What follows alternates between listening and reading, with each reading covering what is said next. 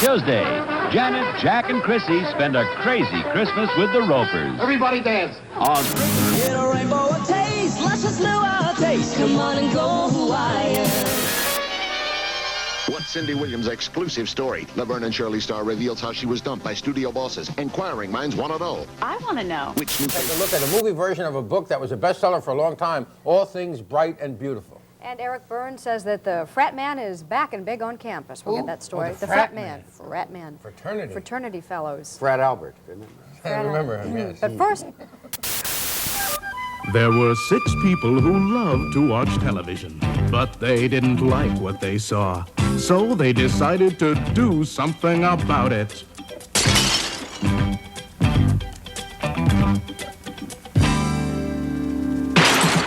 Armed with determination and a strong will to change the course of television, they wrote their own shows, classy shows. But they knew that wasn't enough. They had to sell them. Letting nothing stand in their way, they went straight to the networks. But the networks just weren't ready for them. Not NBC, not CBS, not even ABC. But did that stop them? No, they built their own network, SCTV, and they liked what they saw. But they weren't the only people watching. Yes, SCTV was on the air. Coming to you by satellite, this is SCTV.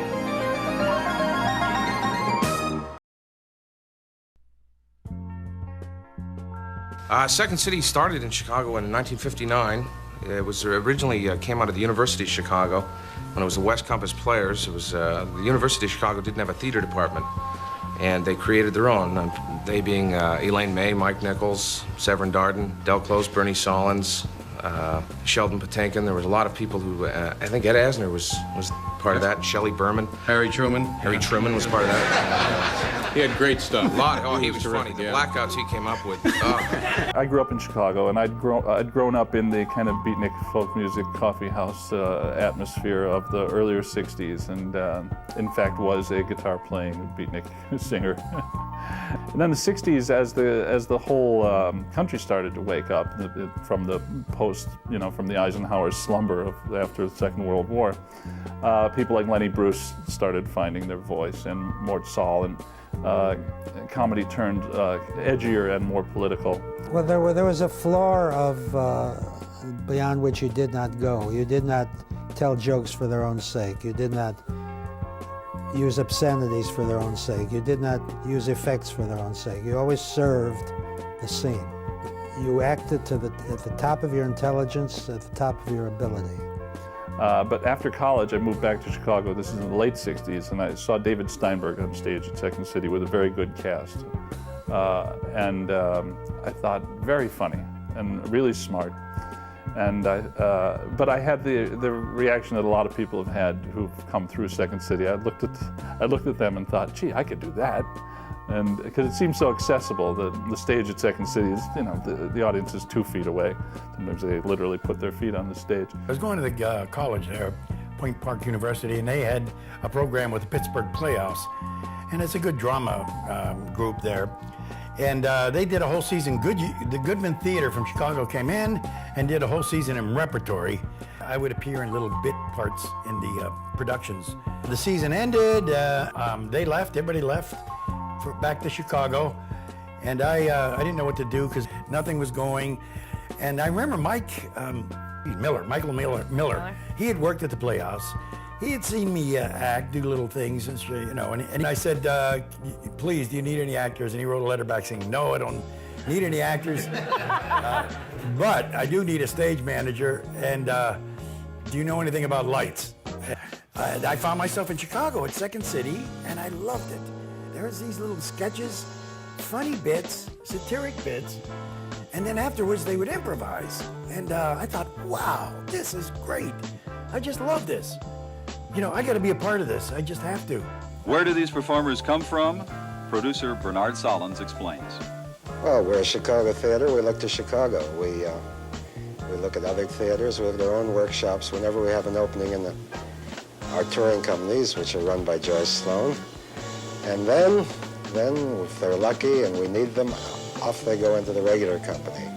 And then the touring company, I would run lights for them and help them out, and they would let me improvise with them. Oh, wow. And the touring company at the time was Jim Fisher, Harold Ramis, who else was in it? Brian Doyle Murray. Yeah, and Judy Morgan. Bernie didn't like the company was there. They were there too long. They were grouchy and mean, and so he shipped them all out to New York. He said, how does everybody like to open up a theater in New York? So he actually opened up. Bernie could never fire anybody. He would just set them up in a theater somewhere in New York or something. We had a big meeting there. We were sitting around, and I was stage manager, and the touring company was there. And Bernie said to the cast, okay, you guys are in. You have any requests? They said, yeah, we're happy to be in, but we don't want to be in with Garrett Crane. They didn't want him in. They said, we don't. He said, well, then who are we going to put in? And they said, how about Joe? And Bernie said, Joe? He's the stage manager. What are you talking about? And they said, no, he's worked with us in the set. He worked with us. And Bernie said, okay, you can be in the cast.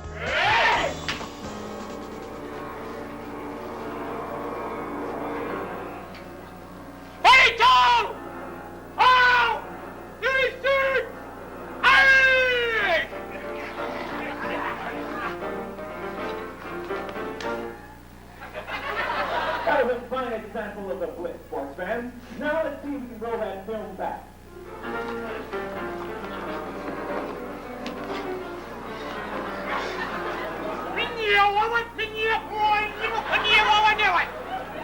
Thank you, sports fans. Thank you. And now we're going to see that very same play, only this time through the magic eye of the slow motion camera.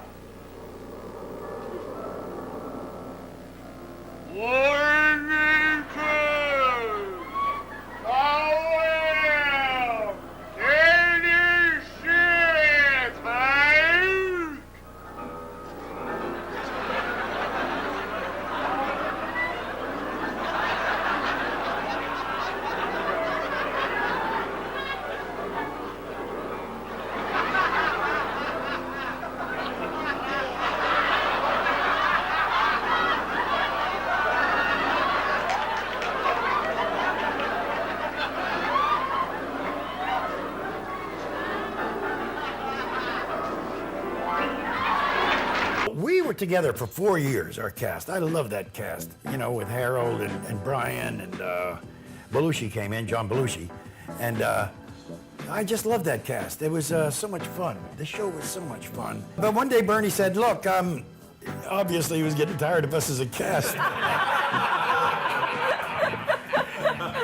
He said, I want to open a theater up in Toronto. We were invited to play at the Royal Alex, which was, I think, we had done a legitimate venue before, but there was a large venue, and we were embraced by Toronto. Did a good show, well received. A young lady was in the audience that saw us, really liked us. Her name was Gilda Radner. How did you get involved with the Canadians from Pittsburgh? Well, I went up to Canada to work with the theater company, the SCTV. No, it was Second City Cabaret. And we wanted to open a theater up there, so we went up and cast some people, very good people up there. I was surprised to see the talent just sort of floating around in Toronto. And so we went back, and he said, who wants to open up a theater? Brian Murray and I said, okay, we'll do it. But before we opened a theater, we were told that we had to, use Canadian actors. In fact, we got up there, and the newspaper wrote some articles. They're going to open a second city here, and they have 2 Americans, but Bernie Sahlins assures us they'll be out in a few months. What the fuck? And we cast John and Eugene Levy and let's see who else was up there at the time. Gilda Radner and Danny Aykroyd. They were in the original stage show. Yeah. I've just come from Ottawa with Valerie Bromfield, my old partner there in comedy. She had done a children's theater play, I think with YPT or one of these groups, and where they'd go up to Bay and, you know, tour around and, you know, dress as squirrels and stuff. And she said she'd met a guy there who was, he said, he's just like you, she said, you know, you're the same, you guys, you know. And one day I was walking by her apartment on Yonge Street, and, you know, she leaned out the window and said, hey, come on up, you know, this guy's here, Candy's here. And I walked up, and there was John. He was in a brown suit, and he had his brown Pontiac parked outside, and he was selling Kleenex. He had a job with Perkins Paper. So when you talk about candles, I don't forget that summer when you were out selling Christmas table napkins and candles. A traveling salesman Yes, who I had was. Christmas table napkins in his bag? Yep. The trunk was filled with Halloween, Valentine's Day, Easter, happy birthday greetings from the Disney characters. Oh, yes. Oh, that was fun. And then I ended up in rehearsing for a show and we toured the parks in this town and worked at the Poor Alec. And while I was rehearsing for that, I was supposed to be on the road, and they finally caught up to me and fired me. Are you and talking he vowed I'd never work in that business again. And you and Paul, of course, have worked together. That's You right. started out together, didn't you, in Toronto? Absolutely, in Godspell. We were, that was the first job, first professional job I'd ever had. I can't speak for Paul. Is that the first? Same for me, yeah. Okay, our first job. And that company of people actually... There were some really amazing people in there. Yeah, Marty Short, Andrea Martin, Eugene Levy, Nancy Dolman. We all started out together, didn't know what would happen. We just spent a year jumping up and down. Now, how long was the production in Toronto? It was a year. It went on a little longer than a year. And we all what stayed. kind of a play was it? Because I never saw it. It was a based... very hot musical, wasn't it? Yeah, based on the Gospel according to St. Matthew. I was at McMaster University and had decided I would take a year off. Inspired by Eugene Levy, who said, I think you really owe it to yourself to. You love doing plays. You love doing theater at McMaster. The Godspell auditions was in March. So I'd made that decision, but now I was still at Mac, finishing my 4th year. And this show, Godspell, which was the hippest thing imaginable, it had just opened in New York, and this was the first time they were doing a new company. Stephen that day hated the rehearsal pianist playing for people, didn't think he knew rock and roll. Fired him, said to Paul, I will make you musical director if you will take over from this so I can fire him. So that was kind of the level, and so he whittled it down to 10 people. It was surreal. And I remember it was down to between me and another guy. And Stephen Short said, I think we'll go with Martin. What they were looking for, what Stephen Short was looking for, is talented people with no real polish. If you were too slick, you weren't getting in. So he wanted more raw talent. That was a huge, successful show. Ran for a year, sold out the Royal Alex and moved to the Playhouse Theatre.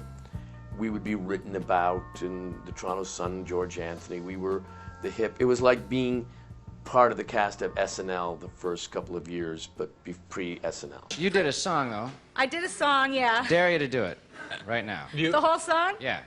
What was the No, song? just I'll do the first 2 lines. Couple of lines. Okay, from, what's the name of the song? I can see a swath of sinners. I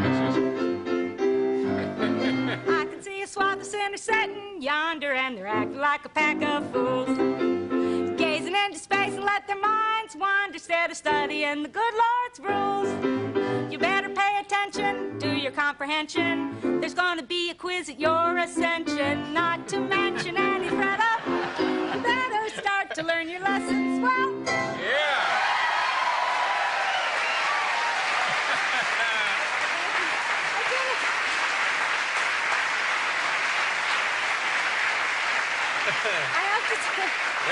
That's moving.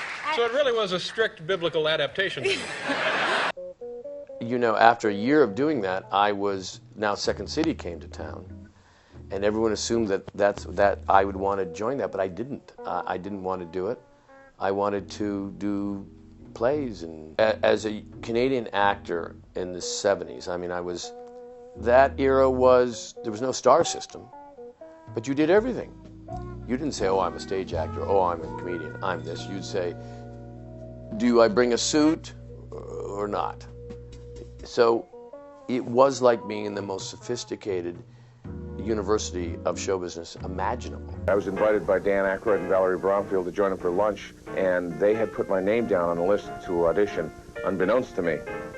And while I was standing around waiting for Dan and Val to finish their work there, my name was called, and they pushed me into a room. So what do you got to lose? And he went up. I went down there, I was waiting around, I was looking at everybody, kind of in awe. You see everybody from Godspell.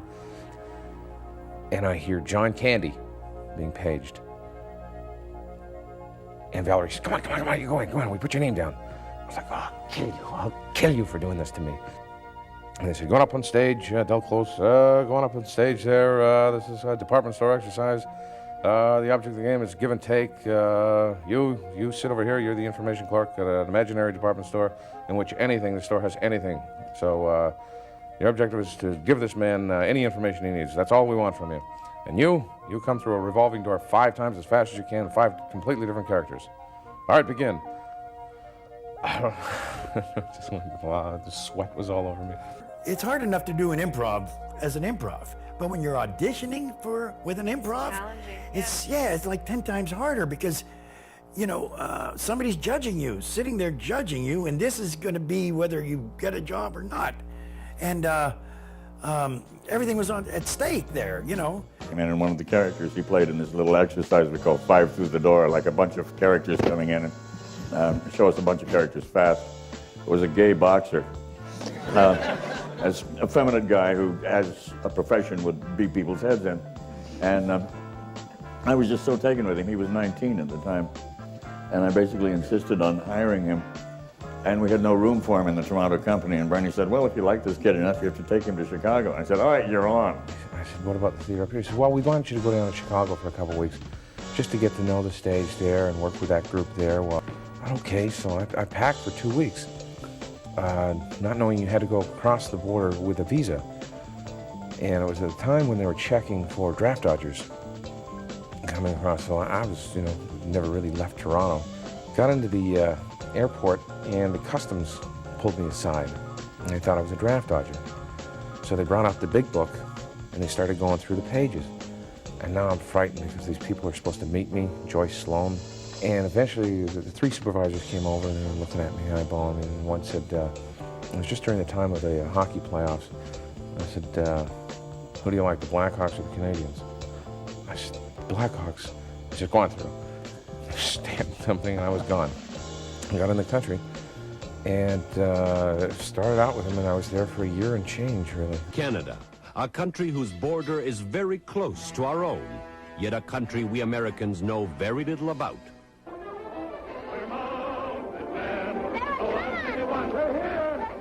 Who are these people we call Canadians? I fell in love with Toronto. I thought, wow, this is a great city, I love Toronto. It was much better than Chicago at the time. Chicago was pretty crappy. Nobody came to see the show. It was almost empty for the show, regular show. Then improvs would come on and fill up the house with the smart set. All the hip people, and that was the place to go because it's free. One day, they said, well, we've got to bring some people in, Joe. You've got to go. You're an American. Yeah, Brian and I had to leave. And Eugene, by that point, came in and took over my part. But they only did one show. Oh. In a theater. One day, Gilda said they showed up, to do the show, and there was a notice from the sheriff on their theater's closed. And I had met Bernie and Joyce in Toronto because they were looking for a theater at that time. During that process, they actually opened. I moved down here, was working for a theater called the Ivanhoe.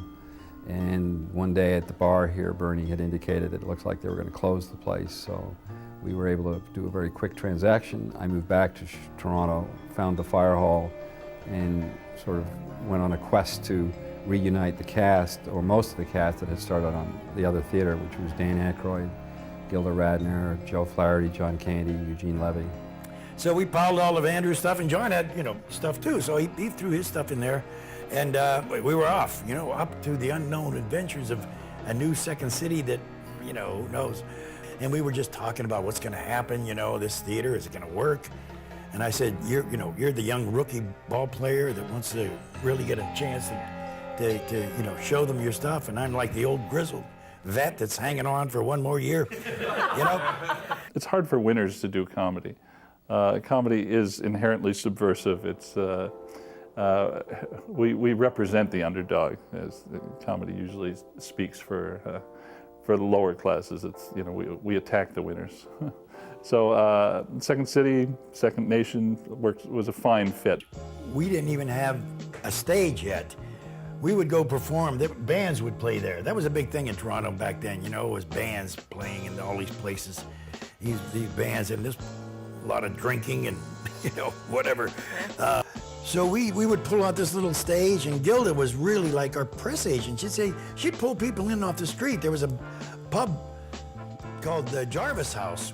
She'd come and pull them in. We're doing a show, you want to come in and see it? And she'd pull them in. What I wanted to do was make the audience laugh. You know, I wasn't as interested in making a point, you know, ooh, you know, isn't that clever, you know? Especially with those crowds we had, you know. How do you guys deal with bombing these days? What has changed out there? First of all, does the audience really get ever belligerent? One woman yelled out at one point, "You're not funny," during the monologue, and then later yelled, "Get off the stage!" And then tried to get up and get her coat on and leave, but there were too many chairs, she couldn't get out. As a performer, I think the Second City stage was the best for me. To work with those many people, with those creative minds, and the freedoms that we had, and it was the time and our age, and you know, we were working for nothing. We'd work a lot of hours, and didn't mind it. We had the best time. I really did. That's my fondest memories there. One day, Bernie came up. He said, "We're opening a theater in Pasadena." Have any volunteers? I think he didn't say Pasadena. That's right. He said Los Angeles. We're opening a theater in Los Angeles. You want to go? Well, yes. Bernie set us up at this motel to live in. I remember John said he was scared because those palm trees, he thought dinosaurs were hiding behind. Before we opened it up, we were in rehearsals, and maybe we were even doing the show. Danny came down because we needed another member. And so Dan Aykroyd came, and he drove down with John. I guess John, what was John doing? I vividly remember the 43 hours we took to drive from Toronto to Los Angeles, and it was like the beginning of our dreams, you know, and that was a journey that I'll never forget. You know, we played old music, we sang and talked and wrote routines and you know, focused in on what we were going to do when we got older and where we wanted to go. And looking back on that, it was one of those kind of great, you know, drives of origination where we really focused in positively on the vision we wanted for our careers and went for it. And so while we were there, we were going in rehearsal. Danny was going to be in the show, and phone call in the lobby. Danny, phone call. Goes out in the lobby, comes back. Lorne Michaels, you know, this guy Lorne Michaels called me up. He wants me to do this show, Saturday Night Live. Well, what do you think, guys? We said, well, you know, it's network TV, it's NBC. Yeah, do it, Danny. So that was it. Danny left. He was gone. That was it. He never got a chance, the joy of working in Pasadena with us. Bernie had been asking me since from the moment we opened the theater up in March of '74, I think it was. Bernie had been saying, you know, we should do TV, we should do TV. And then Saturday Night Live emerged, and then I immediately said, oh, good. I'm going to have to do something about this. So in '75, it went on the air, and we had just opened. So very quickly we started losing those cast members. If you love to do it, do whatever you can to be around or near what you love. Take whatever job. Don't just take pictures of yourself and go to New York or Los Angeles and hope, you know, you'll get a job. The most important thing is to work. Even after you have fame, even after you have success, still the most important thing is to work, the process, and let people find you. And I always feel like I was found more than I went out and sought my career. Have you ever sat down with Lorne Michaels and discussed Saturday Night Live? Never. Do you want to do that show? Did you ever want to do it? Well, the only time I knew about it was after it was cast. And then I thought I didn't want to do it because I didn't want to have to go in and be the second cast and have to always be in somebody's shadow. Bernie said, well, Lauren's stealing all my cast. we're going to have our own show. So he goes to Canada and he puts together a very low-funded, I think it was like $3,000 an episode for the first shows. And they can actually do shows in Canada for $3,000 an episode. But you don't have sets, you don't have makeup, and you don't have anything really. You just go out there looking like an idiot. Bernie called and asked if I'd be interested in doing one show in Toronto. And they said who'd be involved. Sounded great. I went up to Toronto, and Sheldon Patinkin had been directing Second City on the stage in the mid-'60s, and Del Close had kind of taken over and was the comedy mentor of the later years of Second City, and Del was a renowned kind of comedy genius. And we sat around kind of conceptualizing what a Second City television show might look like. We were looking for a format, and there wasn't one available yet. And I suggested that maybe we should try being the world's smallest television broadcasting company that did their entire broadcast day in 23 minutes, starting with the sunrise semester and ending with the national anthem. We used to talk about, back in Chicago, we'd say, geez, whenever we do TV parodies, they go over gangbusters and they're fun to do, and movies too, movie parodies. That's what evolved, and people have been variously given credit for saying that the format would be like a programming day. What's a writing session for the Second City people like? I mean, is it wild and woolly, or is it really serious? I don't know. You go in to little rooms and you write your little scenes, and then you sit around a big table, and everybody, it's like a read-through, and you read through the scripts, and then everybody says, well, I don't like my part in this, and this script stinks, and this is bad, and this is terrible. And then you go back and rework it. It's not that bad, no. It's not. It was for a while. It was for a while. We had come right out of the theater, and we would write the show by kind of improvising scenes in a group, the way we did in a theater, except that after like a week and a half, we would maybe have a scene and a half, and we realized it's not the most efficient way to write a television show. There was quite a range of experience and age. Dave Thomas was one of the younger members. Catherine was pretty young, and I felt I'd been around. I'd worked in New York, I'd worked in LA. I hadn't done a lot of TV, but I worked on public television. And and I'd been at the Lampoon, which was a very hard-edged, kind of cynical working environment. I'm stuck here in prison farm, doing 99 years, no hours. I obstructed some justice. I lied to save my ass. I'm stuck here on prison farm, playing polo on the grass. We gotta eat caviar. Yeah, Lord. We got a chauffeur and a car. Oh, Lord. We got a church and a school. We got a sauna and a pool. 6 months on prison farm, forced to live like kings. I wrote a letter to my honey, told her to send my headband, my wristband, my alligator shirt, my white shorts, my new white shirt, some new tennis balls, my tennis thing.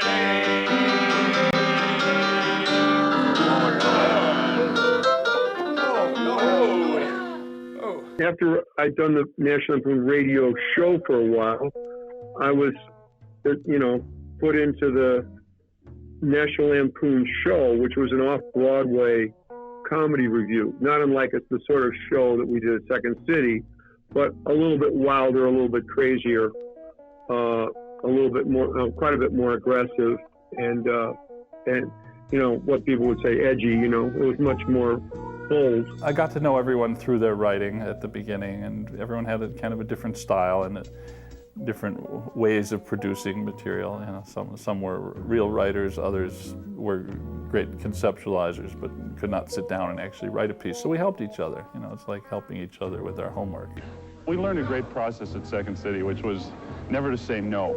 If someone has an idea, you force yourself to say yes and then add something, or put a spin on their idea that makes it better. And what I said was hard about the television show, writing for the television show, is that you sit down in a group and there's no audience, and you have to trust in yourself what you really think is funny, so you have to write material that'll last. More than anything, this was the best group of people I'd ever worked with and the nicest group of people, and we just had so much fun creating this stuff, sitting around the table. There was a lot of group writing, and it was not competitive. It was always cooperative. Hi, I'm Bert Conby, and I want you to join me each weekday morning here on SCTV for Celebrity Tattletales. If you haven't seen our show already, you don't know what you're missing. Watch. For $250 and the game, what is the one thing you do that really bugs your husband? I pick my nose in bed. That's right, and that's the game! Queen Elizabeth II has just won $250 for the banana section, and the excitement in the studio is Her Majesty's... Johnny, have you seen the Nielsen's lately? I saw Ozzy at a party a couple weeks ago. He didn't look too good. Not the Nelsons, the Nielsen's, the ratings. Hey, you know I never look at ratings. Well, maybe you should start looking at them. Take a look at these. Whoa. What a turkey. Who's got this show? You do, Johnny. That is the Johnny LaRue show. Ah, don't worry about that. I can pull those ratings up. You think so? Yeah. Well, I don't. I got my problems, I tell you. I gotta get my ratings up. That's not all you gotta get up. Look, you promise me you won't tell anybody, all right? Promise! We promise! Get out of here! Get out of here! Yes, we're talking about debits, and when you finish the debits, you can subtract them from credits, and the remainder will represent profit. That's right, profit gained by stealing the labor of working people, then gouging them at the other end in a known conspiracy with the running dog lackeys of... Essentials of bookkeeping will not be seen tomorrow due to a change in programming policy. The Rockefellers are behind it, that's what it is. They can't stand bookkeeping, and they don't like me. Well, right now, thousands of beautiful women like me are discovering that you don't have to be a sex object with a fabulous new treatment called Homely Are You. Yes, for just 5 minutes a day in the privacy of your own bedroom, you can change from this to this. Hey, Tony, how about that drink? Hey, now you're talking. Forget it. Let's keep working, huh? Homely are you? You'll look like a dog, but you'll feel like a person. It has always been kind of a case of numbers. Yeah, there's 2 girls and 5 guys or whatever at certain points, and then any extra writers they would bring in were always guys. It's just natural. You know, if it was 15 women, they'd be going on about some subject that would exclude the guys. It just would happen. So that happened a lot where, you know, they'd get into this guys thing, and Andrea and I'd be like, and then a woman could walk in, and then the mother could walk in, then the girlfriend could walk in, you know. So in brainstorming, it was just you get overpowered that way. And the very simple, good old-fashioned male chauvinism that dictated that we would not be paid as writers when the show started, and the guys were, and yet we all came from Second City where we all wrote all our material. That's just pure old-fashioned male chauvinism. My commentary today is about women, specifically women newscasters. We've been getting some mail here at SCTV asking why we don't have a woman on our news team. Well, the answer is quite simple. I don't want one. I mean, we have funny little news items on our newscast. Our audiences love them. And with a woman on our news team, why, she wouldn't be able to tell the serious items from the funny ones. And I've never even taken out a girl who could break me up in any way, shape, or form. Oh, I know, there are women newscasters or anchor persons on other television stations, but who listens to them? I certainly don't. I'm too busy looking at their chests to be able to hear what they're saying. But the news piece was a great television adaptation because it was TV that we were doing on stage, and when we just put it in the show, it worked pretty well. I mean, we started in show 1 and went right through the 8 years of the show. We'll be looking at some of the stills from that book, described by censors as revoltingly obscene. Earl, what are you doing? And a special film report with the victims of the Midnight Rapist, who will describe these horrendous crimes in very graphic detail. Earl, none of that stuff is on the news tonight. You're just making that up. That's cheap sensationalizing just to drum up an audience. What's the matter with you? Because the crew on this show has made another mistake. They forgot my marking pencil. Now, Earl, will you please knock it off? Will you shape up or ship out? Ladies and gentlemen, I apologize for what some might consider to be an unprofessional outburst, but when someone as proficient in their job as I am finds himself working with a crew that is, for lack of a better word, unproficient, it really ticks me off. What the hell's going on here? I had nothing whatsoever to do with this, guys. Really, believe me, you're doing a super job, all of you. Go, Joe. I'm telling you, everybody had their foot out the door at one time or the other. Look at it. They were all taking off for the first season. We were trying, come on, let's do the show. Let's do this. We got this show. Jesus. No, I'm doing this show. Stay tuned. Comes on after the hockey games at night. And the beauty of it is, it can either be an hour or a half an hour or 3 minutes, depending on how many penalties are in the game. Because it was after the hockey games, and of course, you know, that 10:30 to 11 slot, you get a fight breaking out with 2 minutes left in the game, and it eats up 10, 11 minutes of your show. So. And he chose that over SCTV. He said the first 6 shows, you remember? You said, what? We finished. Well, there was no SCTV at the time. No, it was basically what you remember from the stage. Your foot was out the door, I'm telling you. And it's so convenient. Needs no refrigeration and no cooking. And it comes to you in easy to open, single serving, reclosable, disposable, polyethylene zip top bags. Hey kids, you want more? Yeah, we're starving. They really are, because there's not a speck of nutrition in it. Try Chickadee Chickette chicken-style loaf. We can't call it chicken, but we can come awful close. Hi, and welcome to the wacky world of poverty. Hey, who's poor? Who wants to win some big cash prizes? And how do you feel? Okay, then we're ready to play. Here, would you stand up, please? How do you feel? Wacky. I tell you what I'm going to do, ma'am. I'm going to give you $1 for every hole you have in your sweater. Here's one. $1. Here's one. $2. Here's one. $3. I'll tell you what, ma'am. You keep counting. We'll get back to you. You know, as a businessman, I spend about 1,500 hours a year in the air.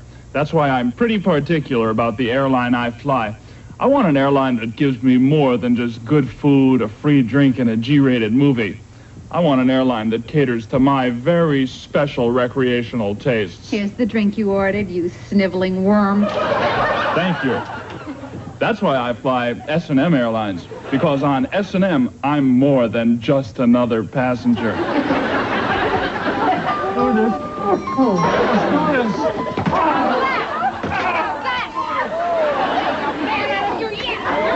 At S&M, we really whip your tails for you. Big seller, too. Yeah, I tell you, I'll be appearing at the Mocha Room up in Anchorage, Alaska. Oh, yeah. Yeah, on the 25th of August. It's a place I like to call the Mocha Colombo Room. That's right, yeah. And it's real...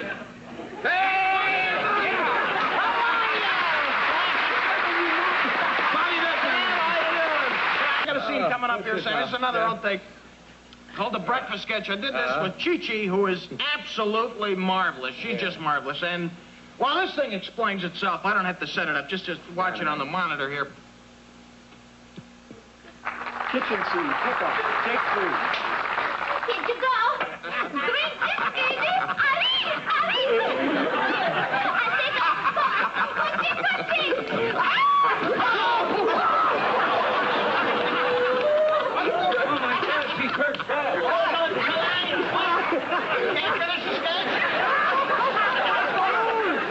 What do you think I'm surprised? It's off of my special.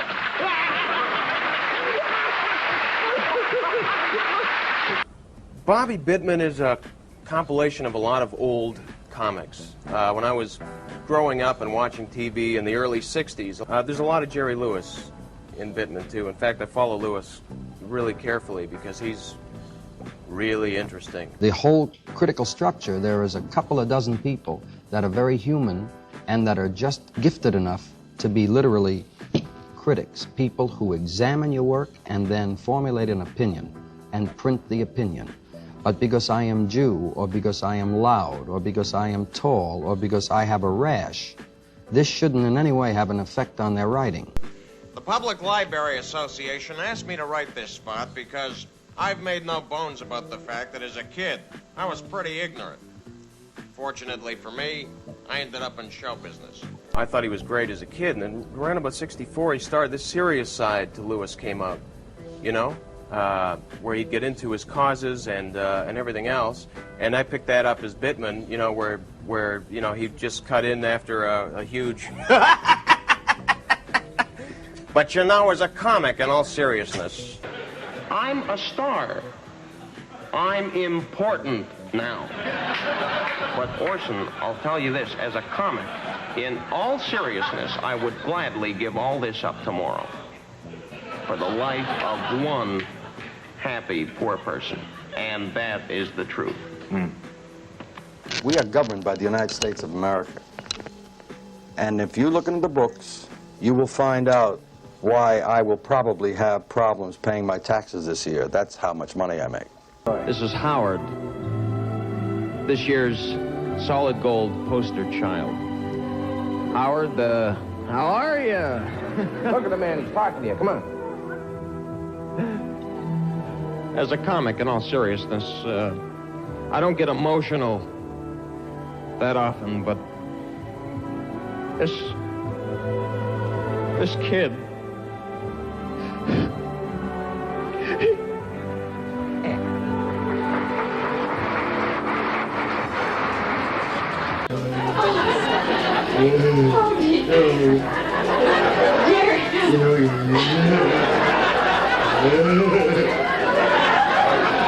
Good, Lori.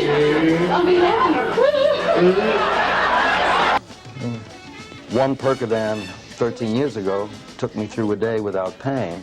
By the time I went into the hospital on the 29th of September, I was up to 9 and 10 Percodan a day. Now that includes this last telethon we saw you. That's correct. All of which I cannot remember. There's not very much I can remember. Look what they've done to my brain. Look what they've done to my brain. Picked it like a chicken bone and I'm just about to go insane. Look what they've done to my brain.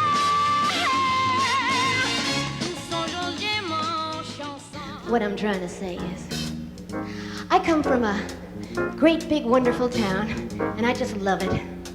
It's called New York City. Yeah?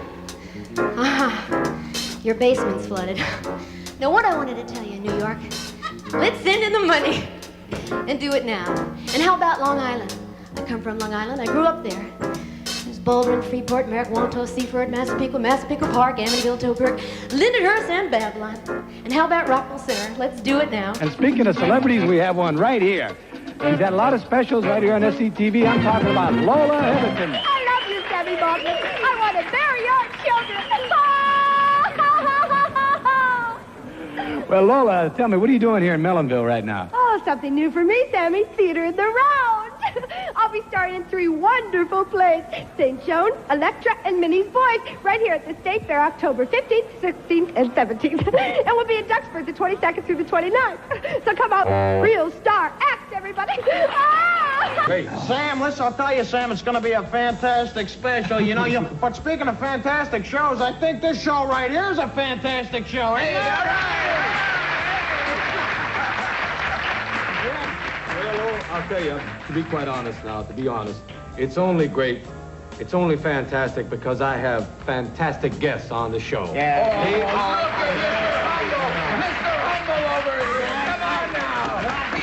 And that whole fanfare on the modeling show was based on the Sammy Davis show, where people would come out and say, Sammy, this man is really terrific. You, as I said to Della, you did not come here to play. No. You came here to do your thing. Serious. Serious. Very serious. That's right.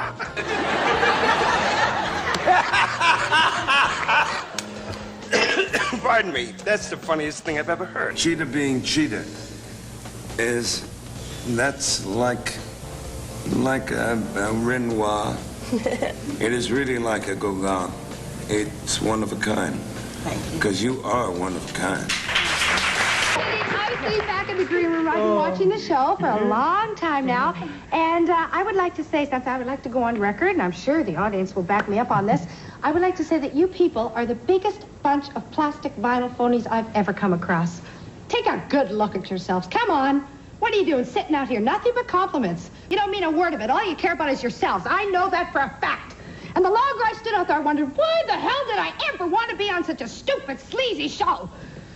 Oh, you're a bunch of phony mannequins. Just phonies, every one of you. It makes me sick. Sammy, can I say something right now? And this, as a comic, in all seriousness, it's not often you see young performers come on a show like this and forget the business and so forth and so on, and just come out and speak their minds. Yes. And I think it's a fantastic quality Yes, these it really young is. kids have got today. You know, I love doing crazy hairdos, and sometimes that'll make me feel a certain way or make me move a certain way, or if I feel the age of the person.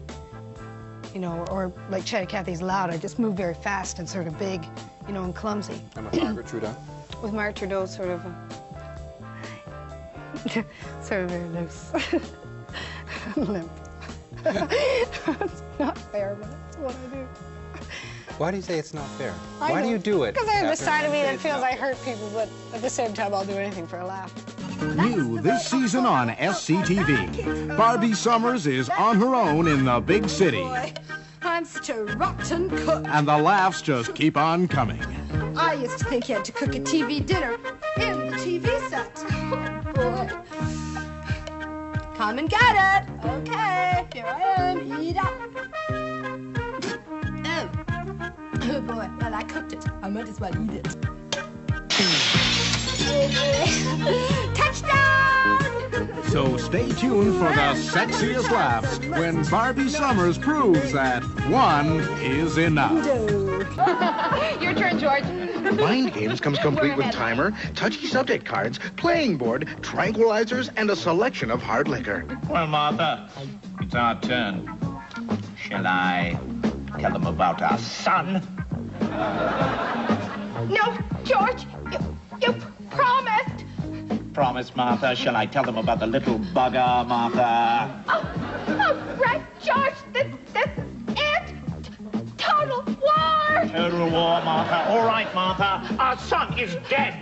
Our son died. We never had a son, Martha. No, it's not. Oh, hold me. I've been so sure. Lonely. George, that's yours. 20 points on that. Very good. It's okay. Very All right, Martha, don't overdo it. Mind Games, the game that keeps people awake all night. But Andrew Alexander, when you were at the Fire Hall working with Second City, said at one point that Andrea Martin's problem was her insecurity. And then one wonders if that isn't something you can say about every single performer in the world. The best actors are people that can control their insecurity. So they might not be insecure, you know, during 8 days of, 8 hours of filming or 3 hours at night when they're working, and they're very self-contained and controlled, and it doesn't interfere with their work. But when they go home to their mate, I wasn't good. They don't like, you know, that's, I think, is always an element of that with people, with actors. But the best people really have it under control. I, for instance, don't have it under control. Am I doing well? How do you All right. Say, what's this job pay anyway? Well, Tom, I can start you at a penny a day, but tomorrow it goes down to a half penny. The day after that, you have to pay me. Now, that don't seem hardly fair. Man can't support a family on that. That's socialist talk, Tom. Boy, you Reds really burned my bridges. You think this land is yourn. Well, it ain't yourn. Owning it, renting it out, subdividing it. That, this piece of paper, that's what makes it yourn. That makes me mad, Muley. That makes me mean mad. That makes me mean, mad, nasty, fighting bad, mad, bad. It still don't make it yourn. Not only is the Second City show in syndication in the U.S. and being seen in some 42 cities, but now Australia and England. Yes. And I wonder, has it made you rich? Does something like that Not make yet. the performer I rich? say it will, but They say it will? Sort of insurance, or it's like an investment, I guess. Because it happens later. It's supposed to happen later, but we haven't seen the money. The producers say they haven't seen the money, so we're not going to for a while. We would tape, and then we didn't know if we were going to get to do any more. We'd do 7, and then they go, well, what happens after that? They're talking, and then we'd hear 3 more, and then finally we got 26, and we got a whole season under our belt. Now what? They're talking, and it just went like that. So in that talking time, we did the rim shots. Remember? And it started as a half-hour local show here in Toronto, and after 7 shows, we got picked up for syndication. Got no promotion, no publicity. It was just word of mouth that kept the show going in all these cities. You know, they kept the numbers up. They had little pocket followings of people in different cities that were fanatic fans of the show. I'd like to introduce our new station manager, Mrs. Edith Brickley. Thanks for the intro, guy. Hello, everybody. Well, he told me to get things rolling around here. Actually, I'm just tickled to death to get this job. It was 2 years, pretty roughly, 76, 77, we wrote and shot 26 shows. I know what you want to see, and I'm here to give it to you. Come here. I'm talking boobs, I'm talking bums, I'm talking good-looking, hunky guys. I'm talking Neil Sedaka. I'm talking old Steve Cochran movies. I'm talking something for everyone. I came back. I didn't come back the next year. I brought them all to L.A. the next year, and I kind of ran the table again, and we wrote 16 shows in 7 weeks, I think, in L.A. We had a big party at our house. We were finishing off writing a season of SCTV, and this party grew from 100 people to about 1,000 people. The house was just wall-to-wall people, outside, inside, and Steven Spielberg was there. And I had had a couple drinks, and thinking, you know, it was a joke. I went over there, and there he was. He was just surrounded by a lot of people. And he said, John, I really like your work. And I'm, oh, thanks very much. And I had a lot more confidence because I was under the influence of a couple of rum and cokes at the time. But he said, I'd like you to do this picture in 1941. I have a role in it for you, and I think you'd be perfect. Yeah, okay, thanks. I think I said a few other things, too. It was all a blur after that. Our second year, we went to fewer stations. Then, time for the 3rd season, that was it. There was not enough, couldn't sell it enough to make it profitable, so no more syndication. That's what happened, you remember? So then the show went down. Your foot was out the door anyway. No, it wasn't out the door. What do you... It wasn't out the door. Going down to LA, you had a series, you got a pilot or something? No. Don't you remember that? That pilot you got? Well, that wasn't the show. The show was finished. Give us jobs! We want jobs! Jobs! I'm sorry, the studio will never hire weasels as gophers. Oh, come on, give us a chance. We'll do anything. We have no pride. No pride, huh? No. Say, how are you boys at Pawnee? Oh, we're the best. No, you're the best. Oh, I like that. See that guest star over there? Don't make him feel important. Weasels. So the young weasels did as they oughter. Mr. Stallone, the best. Yeah, I saw your movie, Rocky. I loved it. I like Paradise Alley better. From out of the woods into the big time, they became the backbone of the television industry. It's the Young Weasel. Thursday night at 9 o'clock on SCTV. Second season and 3rd season, no one wanted the show, which makes you feel good. This thing that I love, this thing that I think is so good, no one likes it. I thought we were always the poor cousin to Saturday Night. When I was doing the show, we had no known sponsors. We had no network. I mean, we should have been on the educational channel, PBS. We should have been on that. We would have been closer to getting to our audience, I think, than we were syndicated in 50 markets. We're proud to bring you innovative and unique programming in every way. Now, I want to tell you about something special that we had put in just recently, and coincidentally, I've been getting some mail saying, Guy, why do you use that wheelchair? We see you walk around. Well, I'll tell you why. It's for respect. I get respect when I'm in that thing, and I expect it. And I think that led us to a kind of comedy that was later acknowledged even by people at Saturday Night as being slightly more inspired or freer or smarter or something. You know, being the comedians or playing to the band in a certain way. The audience might not have gotten what we were doing, but other comedy people seem to really appreciate it. Well, I don't think you can be too confident in that area. You know, you make the wrong choice and then you got to live with it for the rest of your life. I've seen this happen to young guys like yourself a million times where you're on the top, you're riding the crest of a wave, you've got offers flooding in, you make the wrong choice and you let the big one go and you take that little sucker, it dies out, fizzles right out, and the next thing you're left with nothing. High and dry with no career, no job, no nothing. You won't even be able to get a job knocking on the door as an extra. Yeah, it's a Phil Needle with his years of show business expertise, letting young people have the benefit of his experience. I'll tell you the thing about relying on your looks is that you're going to have a short career. And my prediction for you is maybe 6 months, maybe a year tops. After that, cosmetic surgery, and then you're running the risk of having a face like a Congo drum. Pull that skin back so tight, boy. You can see your face in your own skin. Me being on this show has come at a time when I'm really confused about what I want in my career, and it's come at a time when I really have got to make decisions. Right now, I'm negotiating in my head and with ABC about signing a contract with them, a holding contract, which is that I can't work for any other network in the United States. So are you planning to move on to a wider audience? Well, I was thinking that we just finished the third season of the television show. I was thinking of going to New York and looking for work, door knocking. I haven't done that for a while. And but I just got a part in a film, or at least for a month or so. I think after that I might go to New York just to look. I haven't got anything waiting for me, but... You're leaving, going to New York or Los Angeles. You know, they sometimes say that you're giving up the ship, and but it's not true. It's just it's bigger and better projects and so forth, and your work is your work, and you go where the work is. I don't.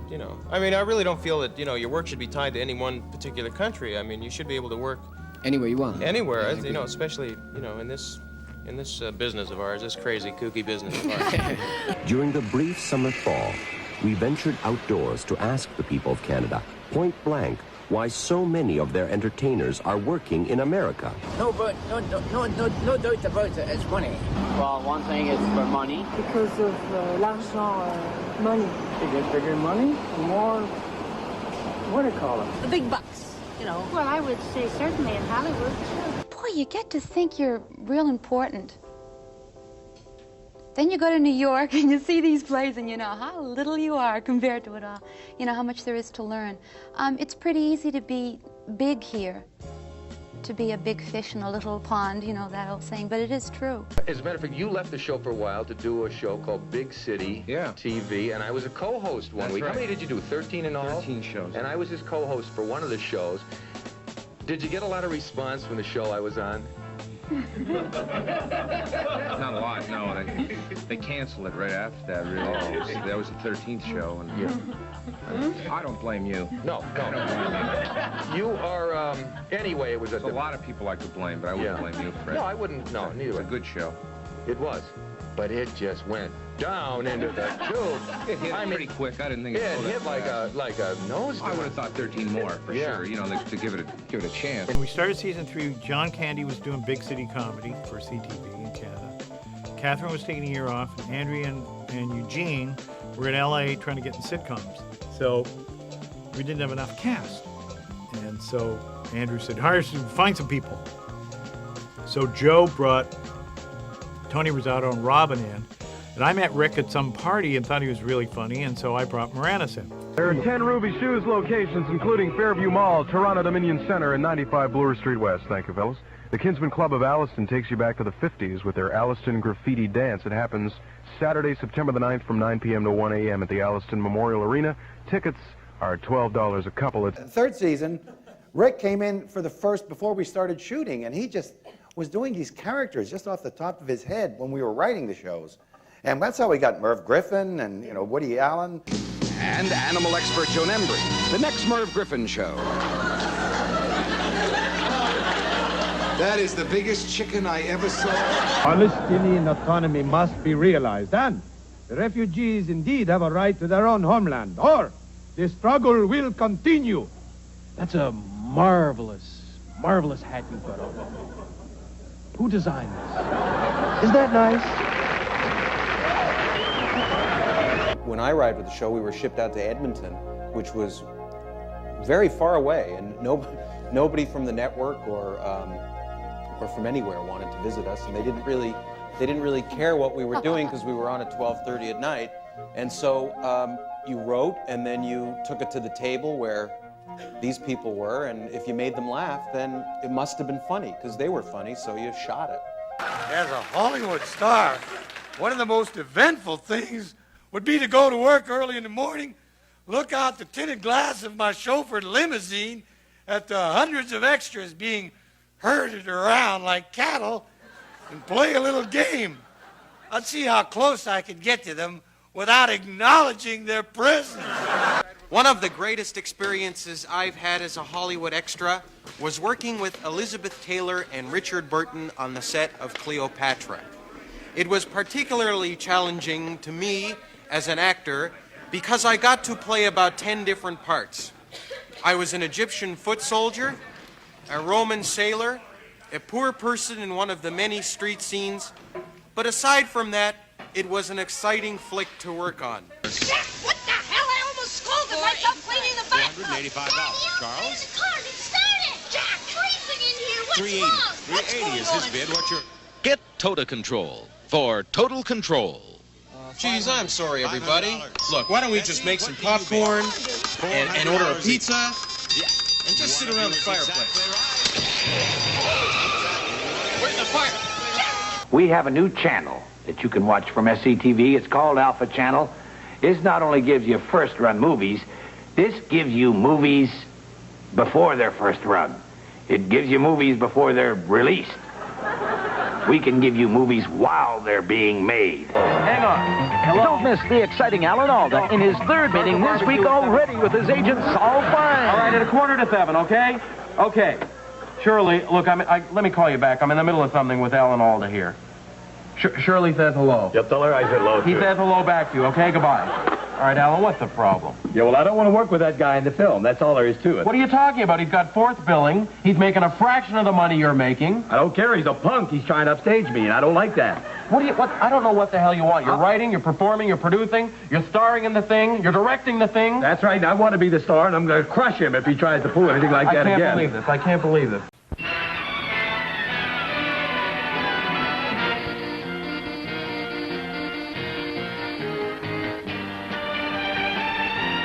Can I be blunt?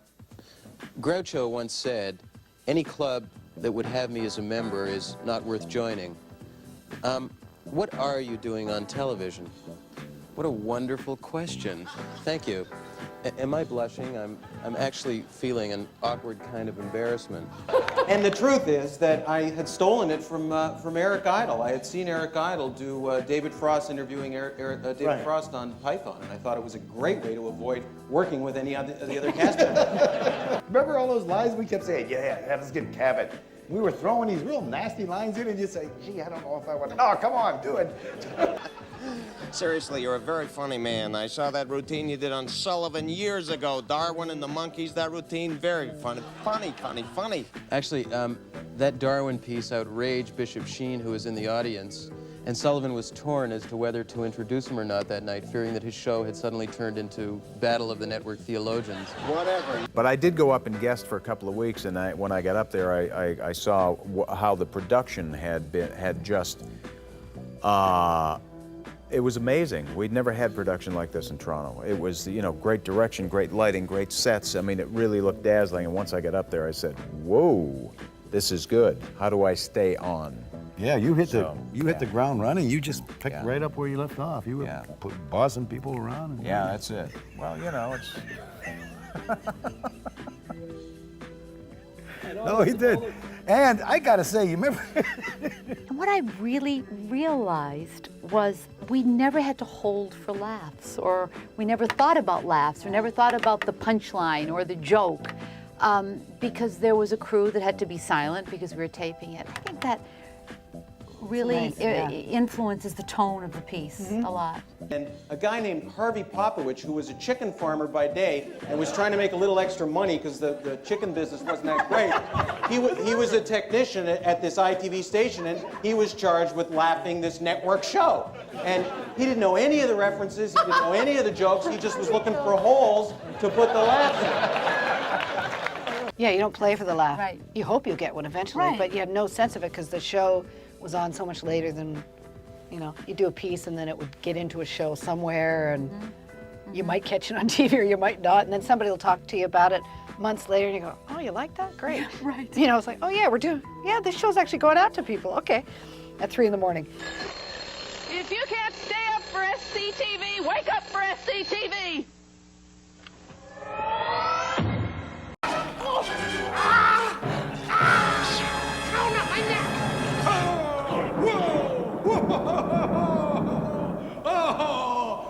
Did you see that? Did you see all those cats just leaping right at you from the screen? Right at you! I don't know how they do that, how they train those cats to attack like that. But look, if you're going to watch the movie in 3D next Saturday night, you gotta send away for your glasses. So be sure you send $27, $27 to me, Count Floyd, care of SCTV. And then you can watch Dr. Tong's House of Cats this Saturday night on Monster Chiller Horror Theater. This was quite common back to the time. They'd bookend these movies that weren't that good. They were these bad sci-fi movies, but a host would come out, sometimes dressed as Frankenstein or something, or the Mummy, and you know, and pitch, you know, the movie and say, and interrupt it to sell, you know, commercial time.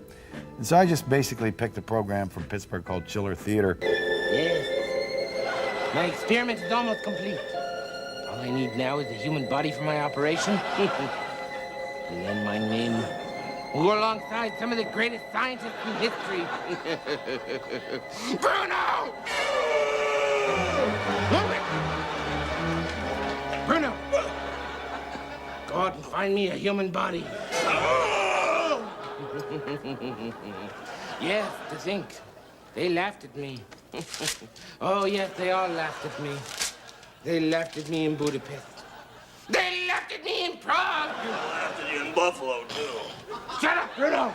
Usually the characters we always play are kind of vulnerable characters. The Schmengies or Dr. Tongue and Woody Tobias Jr. on the 3D horror films with Count Floyd. And there's always a little sensitivity in the characters. It's always fun. It's very easy to work with Eugene. I see what's bothering you. You're still upset because Francis yelled at you this afternoon. Oh, Look, I told you don't worry about Francis yelled at him. I'm not. You are. Francis, I am not. I'm not You're upset. upset. I'm not upset. You are too. I'm not upset. You are too. I am not. You are. I'm not. Don't be a baby. Liar. You are. You're a liar. You're a baby. You're the grow up. Baby, Francis Ford Coppola is putting all his eggs in one basket with Steak from the Heart. Why don't you go hang around with your new friend Francis? Cognac going at the camera? Yeah. That was going past the camera.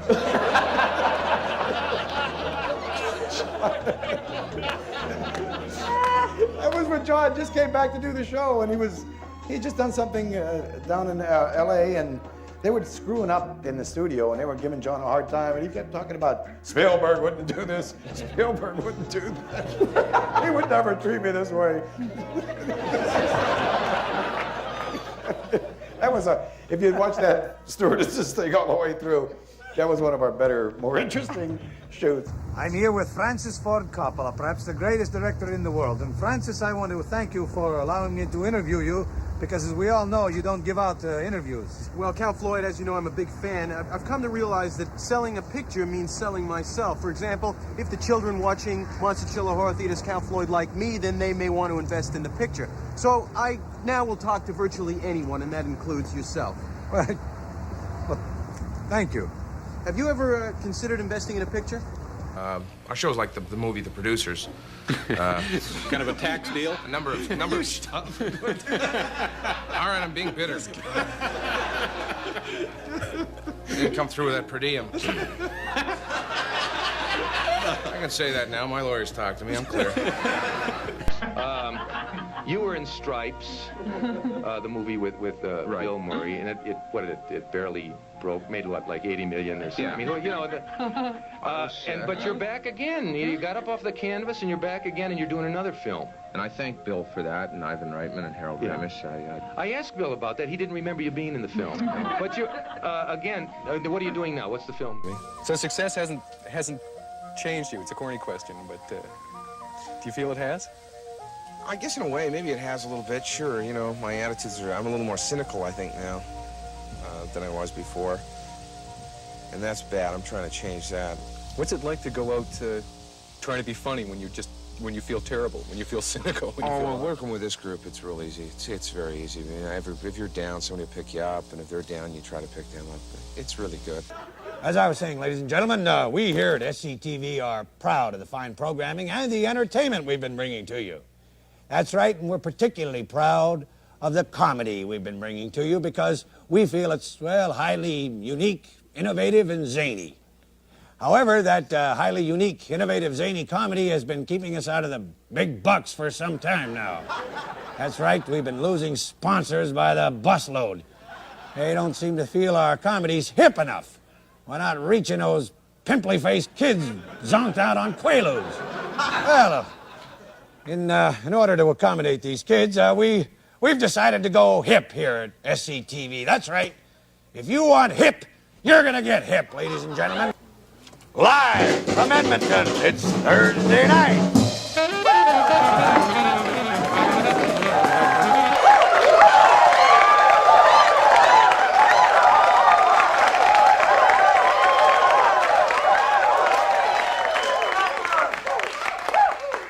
Hello, everybody. I'm Earl Cannonbear. And, this is the first time I've hosted Thursday night. Live.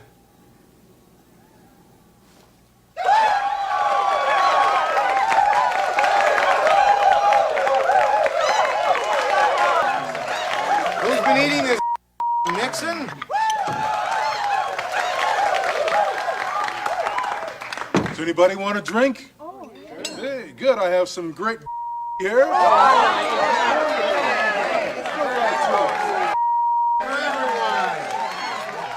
Gentlemen, I'm sorry we're running out of time. Kids, it's the end of the show. We didn't get time for the pig sketch. Good night, everybody!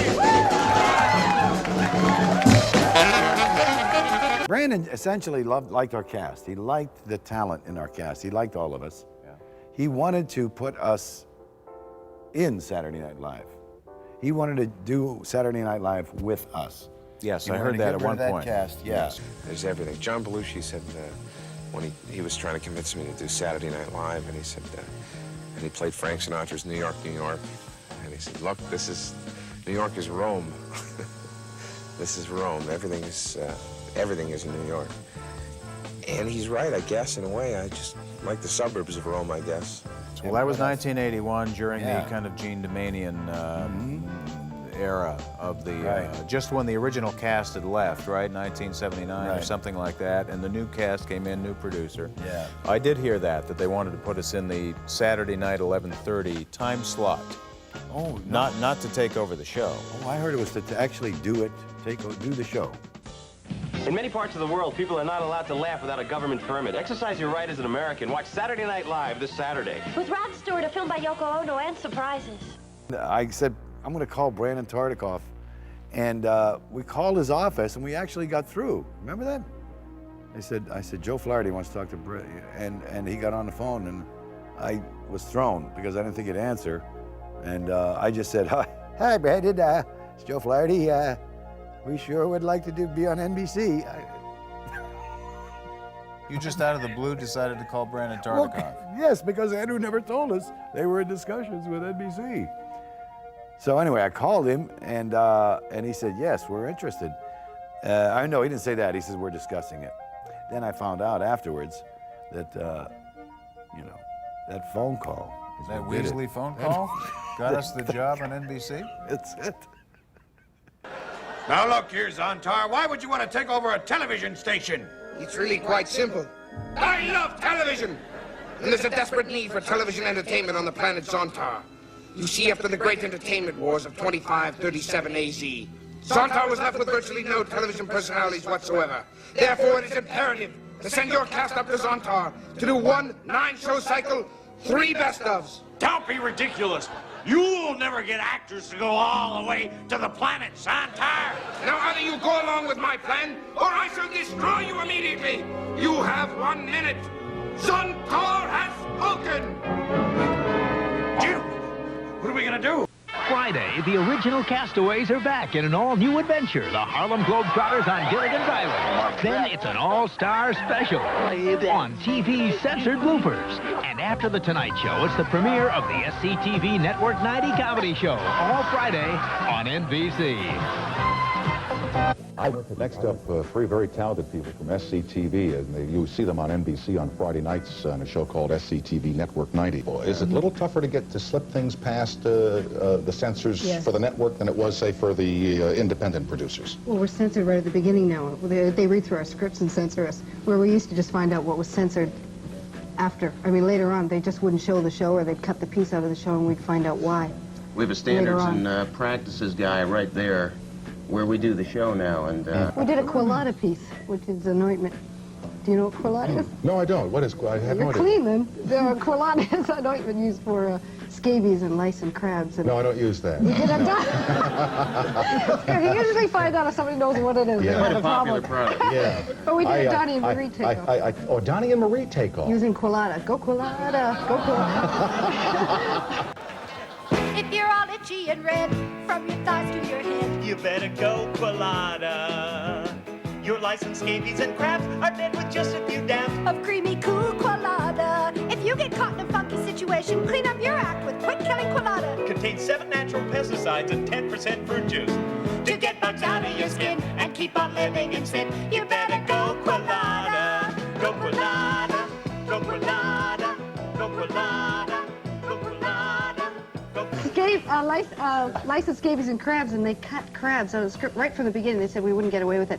And supposedly they had a 2-hour argument on the phone and finally got it back in. That's the amazing thing to do. They get on the phone and say, well, now, listen, Jim, what about crabs? Yes, don't forget to watch Gene Shalit with Rona Barrett, Roger Ebert, and Gene Siskel. It's America's best loved critics at their acerbic best.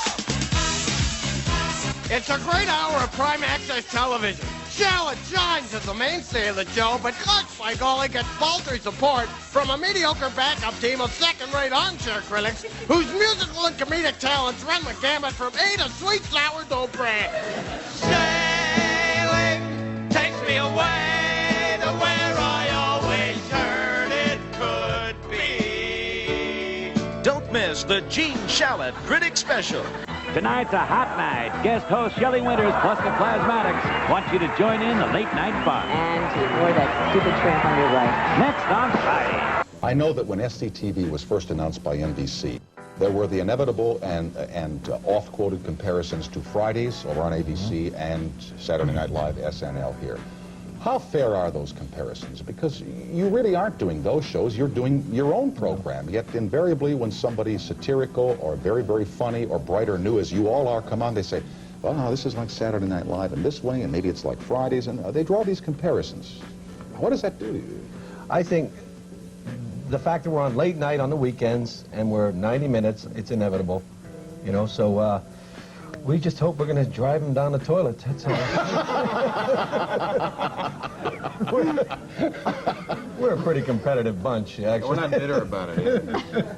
I was looking to you because I have a very distinct memory of us in Edmonton together watching the first Network 90 show that we put together. We realized for the first time that it was good, and we were really proud of it. And by then we had started to get some feedback, and I think after that night we started to believe that there might be somebody out there watching it, because we really had no connection to the audience at all. Hello, I'm Dr. Raul Withers, chairman of the board of the National Midnight Star. Maybe you've seen our show last week. It was a pretty good show. But we got slapped with over $5 million in lawsuits. Now, what I want to know is this. How come when stars tell lies about themselves, it's called publicity? But when we do it, it's called slander. It's a pretty nasty word, slander.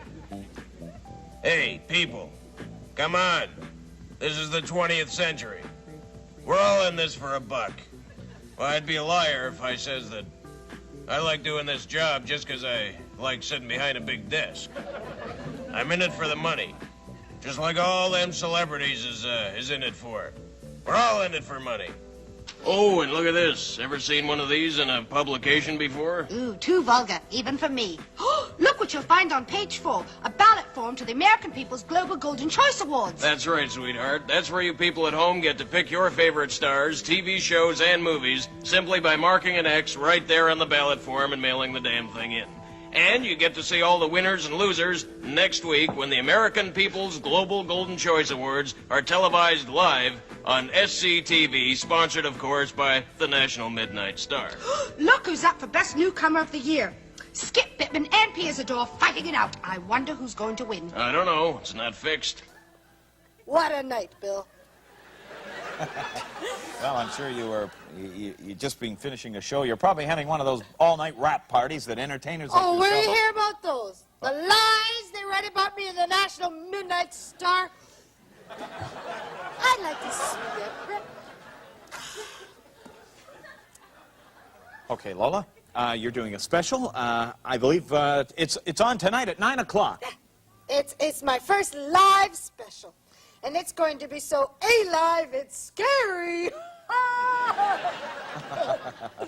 And the name of the show, I think, is Lola Bouncing Back to You. Now, where have you been? What does that mean?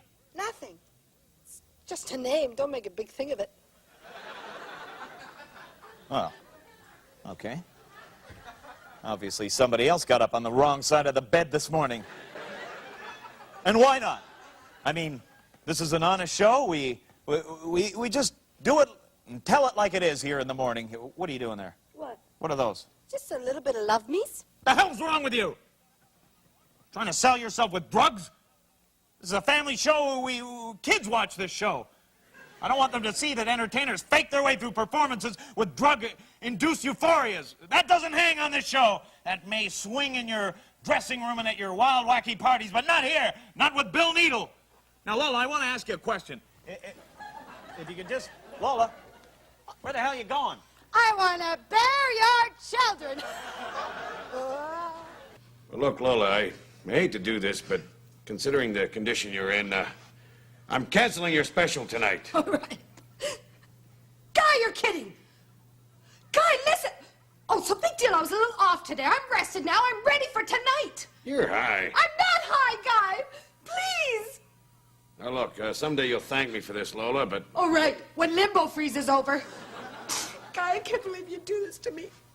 You know how hard I've worked for this. Well, tough. Guy, listen. You let me do that special? I'll break my legs tomorrow. You know they're insured in your name. No. No show. Thanks, Guy.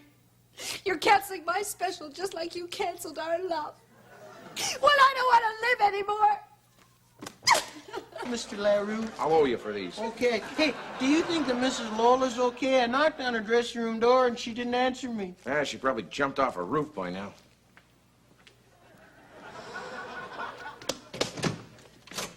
So many lies. Mr. Earl, Mr. Earl! Not now. Oh, I just want to tell you, my last chocolate bar for the Staff Association. What a goof. Oh, gee, too bad about Mrs. Lola. Yeah. She was so young, too. Yeah. Oh, boy, she had to kill herself. What? She jumped off the roof and killed herself. Oh, it's so sad. Why did she have to do it? Wait a minute. It's such Stand a sweet... still. Stand still. What are you saying? Lola killed herself. Who told you this? Well, Mr. LaRue. Did you talk to anybody else about this?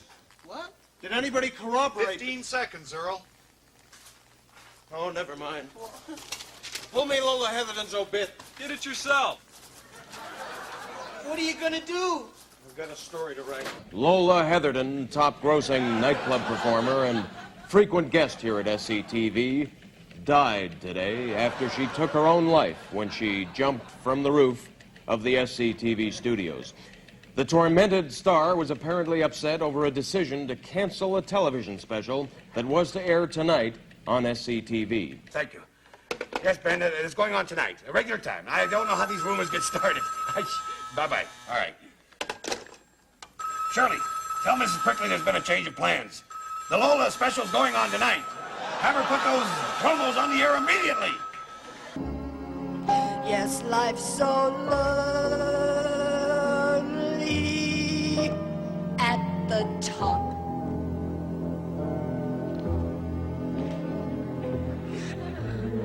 You buy and sell my autograph, but in your eyes I hear a laugh.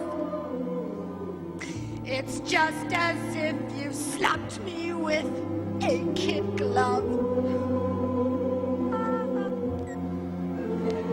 No one cares. No one dares to. You're all just parasites, draining me of love. You know who I'm talking about, Mr. Guy Cavallero? Get her off! They called me a tramp.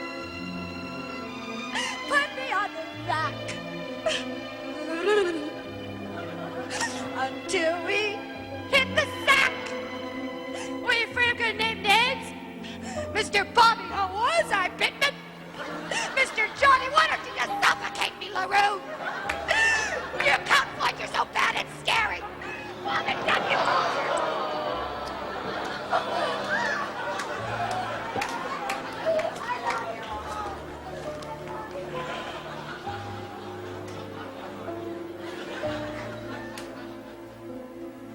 How are ya? Pittman is back on the Sammy Maudlin Show. Libby Wolfson, you did a play. Yes, I'm taking called- my own head, screwing it on right, and no guy is going to tell me it ain't. Yes. Right. Yes, it was, and I have seen shows worse than that. I mean, really, shows worse than that on the stage. Well, from a feminist point of view, women taking themselves very seriously. Yes. John, loves this topic, don't Yes, you? it's a fine topic. Yeah. Yes. Do you know what it's like working with 5 men on the show? Well, you wouldn't know that. No. Kind of like Snow White and the That's- 5 dwarfs there. My doctor says I'm working too hard, but I love all the pressure. I'm only truly fulfilled when I work 21 hours a day. Except when I have cramps, of course. If men only knew. Benny doesn't understand me. Always telling me what to do. No. He sounds just like my father. Jack treats me as if I was a child. But you never were. You've always been so wise. And you're the most brilliant woman alive. If men only knew. Woman, you're such a mystery to me. I'm too obsessed with my masculinity. I wind up there with the TV. What do you want me to say? It was cute. I don't know what these broads are yelling. I'll tell you why. I think that they come here is for a bite to eat and to have something to look at. Max, how much was it? 18. It was $18. It was $9 each. So it was a good piece of meat. That's a deal. So she goes up on stage. She tells her whole life story. So she embarrasses the hell out of her whole family. So what am I supposed to take from that? Am I supposed to go up on stage? Am I supposed to tell my whole life story? No. No one's supposed to do that. Especially with this kind of play. This is a bad play. Relax. The costumes were perfect. The costumes. Big deal, the costumes. And Catherine O'Hara plays a character that I just can't believe. Sue Bopper Wilson? Sue Bopper Simpson. Sue Bopper Simpson. And why is she called Sue Bopper Do you know what's great about this character? We've done Libby Wilson 3 times, and Catherine plays my friend each time we do it as a different person. Oh. You probably have only seen that one, and this is really interesting. I'll kill you! I'm finding this fascinating. These are things I've never heard before. But Sue Bopper Simpson, who was the daughter of the late Big Bopper. Big Bopper, yes. that's right. Yes.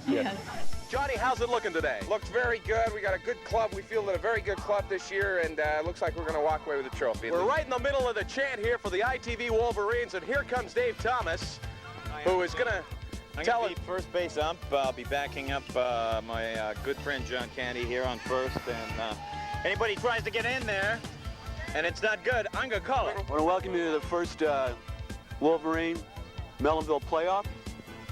We're here, this is for a wonderful NBC network here.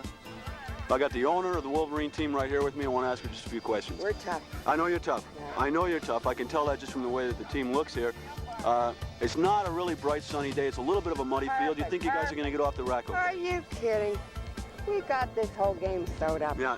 Joseph O'Flaherty taking a heavy spill there as the Wolverines get a base hit. Joey, that was kind of a heavy spill you took there trying to get that ball earlier on. What happened there? Well, I knew I didn't have a shot for it a few years back maybe, but I just didn't have a shot. But I got in front of it, and then I knew John had the ball, so I had to get out of the way, you know, so I hit the dirt real fast. But the arm's okay. Yeah, the arm's okay, and I don't know how it looked, but did it look bad? Did I look bad out there? Or did I... Okay, let's move on.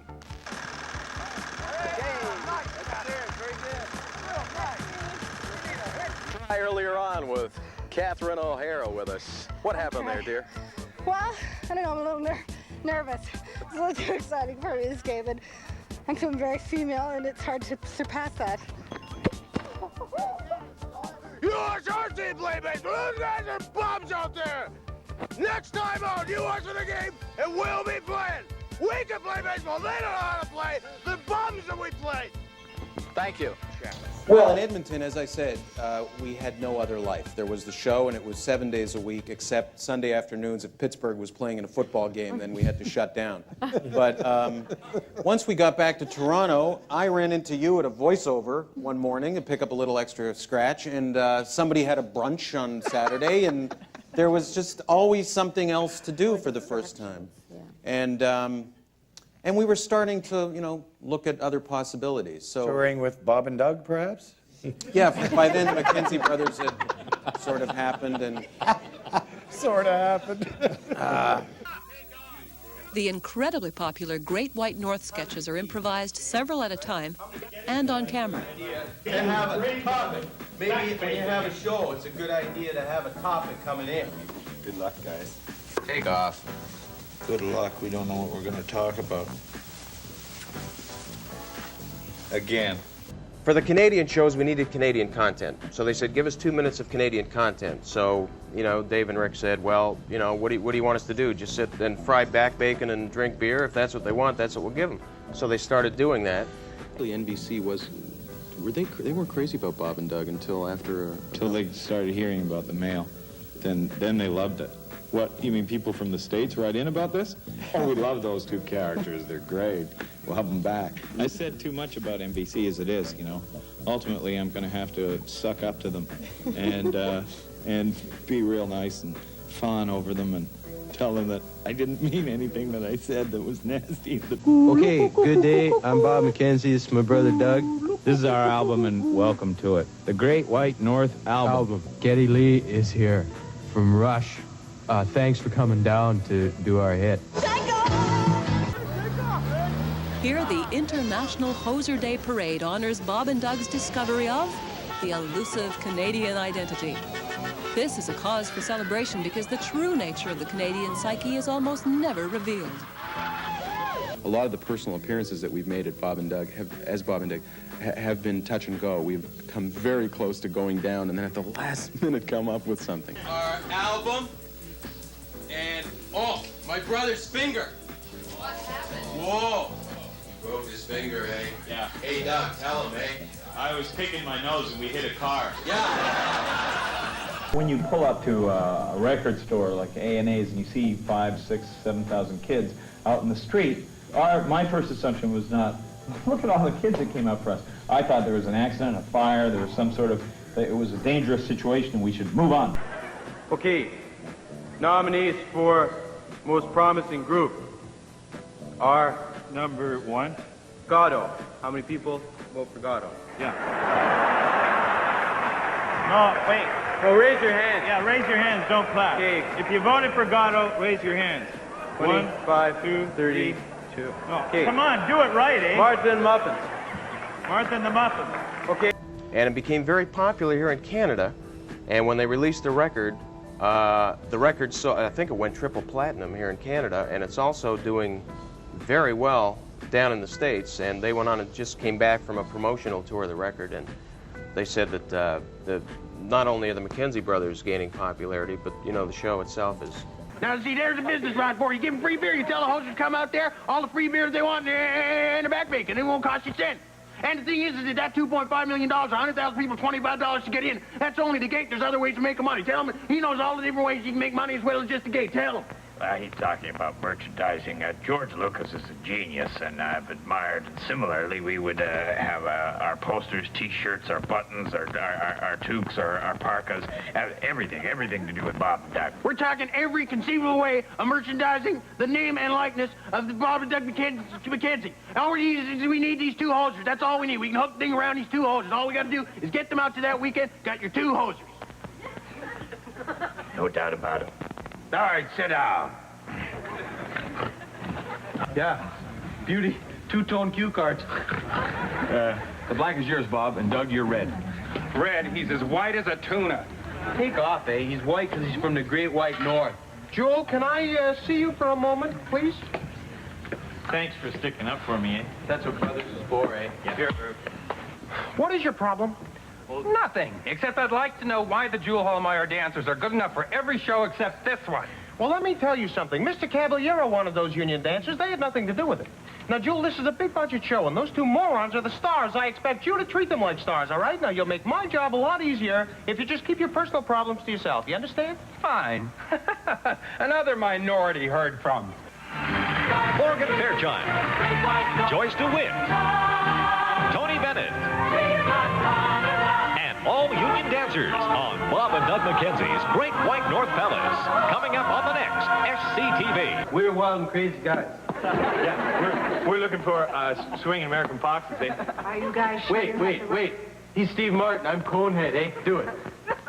Well, excuse me, eh? Okay, give me a six-pack and I'll consume it. Okay, go now. Go. Are you guys sure you have the right address? Go. That's you. What? Red. Whoa. Bob. That's it. Cut it.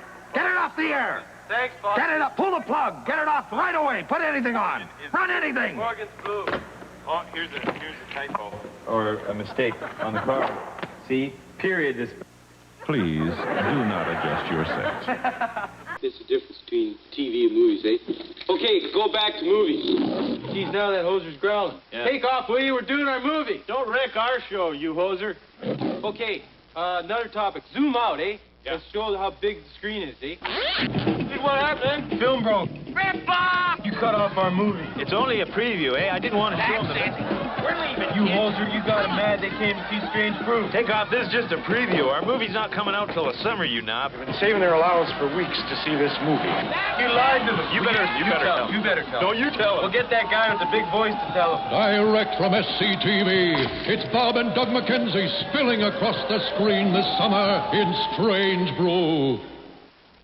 Nice voice, hoser. Thank you. Beauty. Now tell us about the movie, because it seems to me that you were very effective on SCTV on a 3 or 4 minute spot.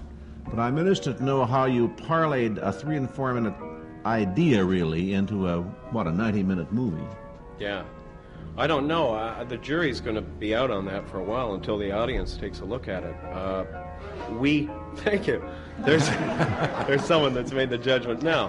We lost 2 members of the We company. did. We lost Rick and Dave. Oh, gee, I didn't know that. Well, I mean, they're alive. Oh, boy, you've been hosed, eh? They're the ones that... They hosed is good. Now, what are they? They've gone on, They're doing a Great White North movie. Yeah, they're doing a movie. They just pole-vaulted out of that They film, left. huh? Kind of left us behind. Well, that's funny, because we thought fair, the rest I of guess. you would do well out of that. Don't worry about it, dear. There's no I thought offers we'd get a coming in. movie. What? I thought we'd get a movie or something. No, they wanted to go, and I think that's okay. You know, I think that everybody probably will at one time. Yeah, well, eventually. Not me, not now. No, you're sticking with it? I've left the show already. Have you?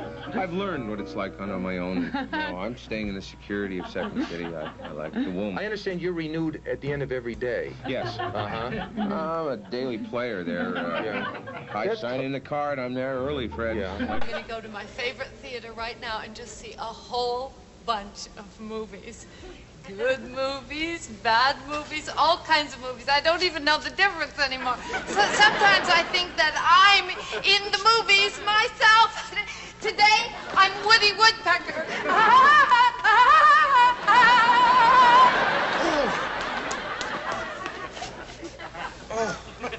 there you have it. There's a fine case of cinematic schizophrenia right there. She's seen too many films. Oh, is this film a hit or a bomb or what? I have a career to think about. Industry people read Pauline Kael, and Pauline Kael can have a profound effect on what producers, as opposed to directors, yes, indeed, think about you.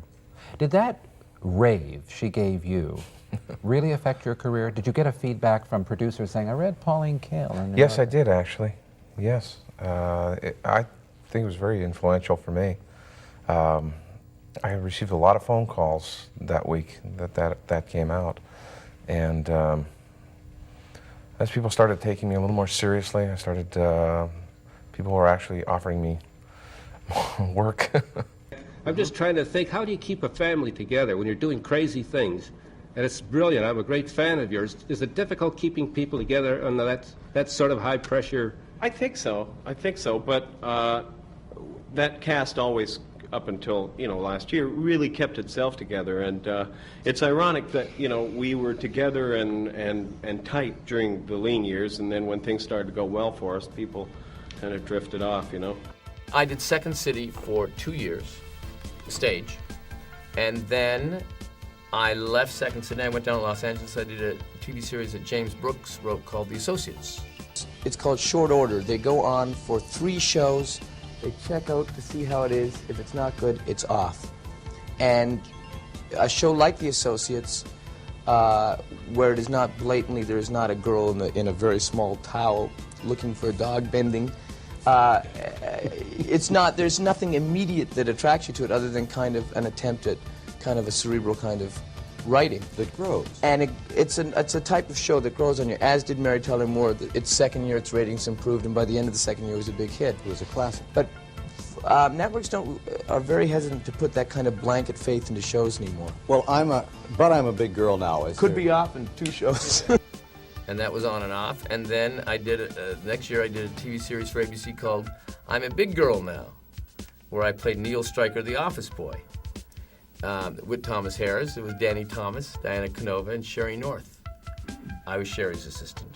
This was a show that we did 19 episodes, and it wasn't, killing the ratings, and that was canceled.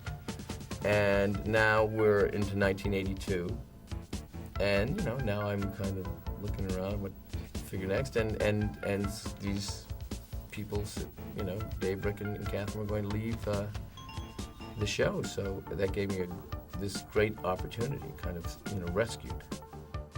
I did 3 90-minute shows with the original cast, with Dave and Rick and Catherine all involved. Maybe this is the first read-through for a while, and I had written a piece with my brother Michael called Jerry Lewis Live at the Champs-Elysees. Louis, that's a cue. You jamais walk alone.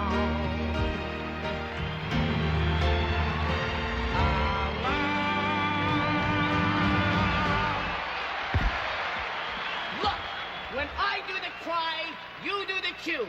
Cry, cue. You like your job? Do it. He's a genius! Bravo, bravo! A genius!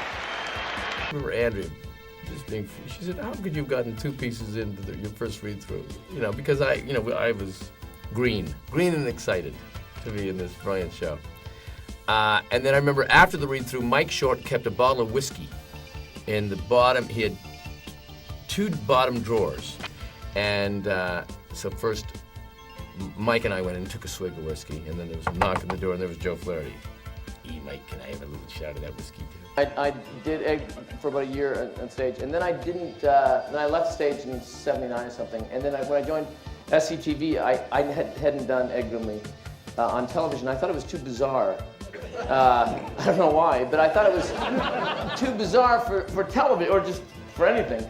And I remember the first Egg Grimley piece I did, Ed was attacked by a snake. He was doing a seminar teaching or something, and Dave Thomas walked through the stage. I said, Dave, come here, help me with this. Watch it and tell me what you think. And he just looked at me and said, what did you say, Dave? I looked at this, thing, this snake coming out of a wicker basket, and Ed with the hair up on the hook, and all the moves, and Jesus Christ, Marty, I don't know what to tell you about that. You're on your own, forget it, I walked up. Beginning tonight, it's Sweets Week right here on SCTV. Join host Johnny LaRue for half an hour of fun and jiggle on Jumping for Dollars. Then immediately following, a special tribute to the music of Aaron Copland, starring the Dallas Cowgirls. Then live tonight, Jamie Farr, Lorne Green, Linda Lavin, Merlin Olsen, and Gavin MacLeod star in one great super special, Night of the Primetime Stars. Well, what's bugging me is the Nielsen rating system was also begun, for television anyway, was begun in the 50s. And it was designed to monitor the popularity of the old 3 networks, and that's it. Well, ratings have never worked, and now there are so many options open to the viewing public that Nielsen can't keep up with them all. Furthermore, with the advent of video tape recorders, there's no longer any such thing as prime time. People can watch their favorite shows whenever they feel like it. They tape it, they watch what they want, when they want. So as far as I'm concerned, the AC Nielsen Company can go take a flying... Yeah, needle here. What? Well, what are they? One time, I think we were getting a little bit too cheeky or mouthy with him, or we just kicked out one too many producers, and he sent up the ratings, you remember? Just to humiliate us. And letters. And you remember that? It was a pile of letters people wrote in to NBC. What is that crap you got on Friday nights? Boy, that's sure. Yeah, that was Well, I'm glad he was on our side. You ready, Don Caballero? Yes, I am. Take a read from this paper. Thank you, Don Finucci. I, as a television broadcaster, do solemnly agree that it is in the interest of television as a vital medium to encourage programs that are innovative, reflect a high degree of creative skill, deal with significant moral and social issues, and present challenging concepts and other subject matter that relate to the world in which the viewer lives. Good morning and welcome to Today. I'm Jane Pauley. In our top story, things seem to be calming down at the networks with the remarkable recovery of Guy Caballero. We'll have more on that later. And Jane, later on in the show, I'll have a candid conversation with Ed Asner about his bitter defeat to Junior Samples for the California State Senate seat. I also do solemnly agree that in selecting program subjects and themes, great care must be exercised to be sure that the treatment and presentation are made in good faith. Janet. Yes, Jack? Have you seen my underwear? What do I look like, a lawyer? A lawyer? I don't have your briefs. And not for the purpose of sensationalism or to shock or exploit the audience or appeal to prurient interests or morbid curiosity. All right, Jimmy the Greek, New Orleans, Baltimore. Who do you pick? Well, I don't like either one of those two teams, Brent, so I didn't bother to pick anybody. Well, I understand that Phyllis is giving the edge to New Orleans. Phyllis? Phyllis? Why don't you just shut up about that Dame Musburger? I'm gonna plant you right in the kisser.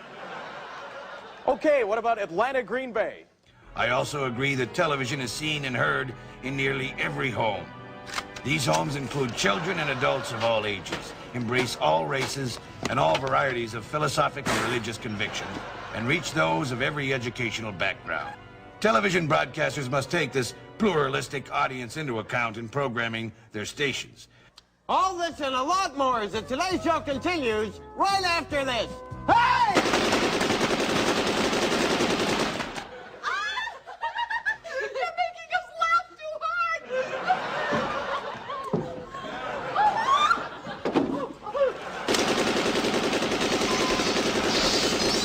What the hell is wrong with you? You've been dipping into the ouzo again? Well, I've been dipping a bit, but not as much. What business is it of yours, Muskrat? Come on, you want to fight? Let's go. Yeah, okay, Greek, come on. Take me. Come on, let's go. Me and you. Greek, it's a hit.